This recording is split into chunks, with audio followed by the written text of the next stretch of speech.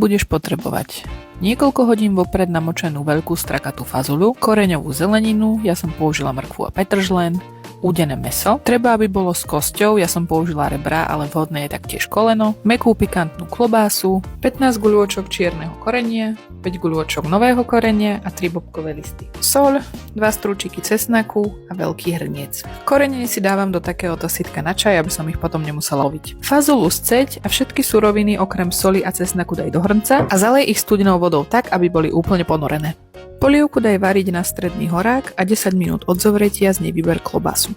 Trochu zníž plameň, hrniec takto poloprikry, aby sa ti z neho príliš rýchlo neodparovala voda a ďalej var, kým začne zelenina mäknúť. To by malo trvať zhruba 40 minút, po ktorých to môžeš na mrkve otestovať. Pichni do nej vidličkou alebo ju jemne zmačkni kliešťami a ak už sa v nej spraví ľahko ryha, môžeš ju aj spolu s petržlenom vybrať a pridať bokom ku klobáse.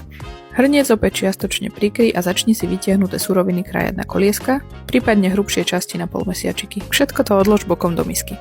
Teraz vyber z polievky mäso a nechaj ho vychladnúť toľko, aby sa s ním dalo manipulovať. Rozober ho a časti, ktoré si chceš nechať, nakráje na kocky a pridaj k zelenine s klobásou. Teraz je čas otestovať mäkkosť fazule. Ak nie je dostatočná, nechaj ju ešte variť, ale ak ti vyhovuje, môžeš teraz polievku osoliť postupne a ochutnaj, pretože aj údené mäso je dosť slané, a prisypať obsah prichystanej misky. Teraz si plochou noža rozpúč cesnak, prihoď ho do polievky a nechaj to celé ešte 15 minút prevrieť. Tu už je hotová polievka, ktorá podobne ako guláš bude ešte lepšia na ďalší deň.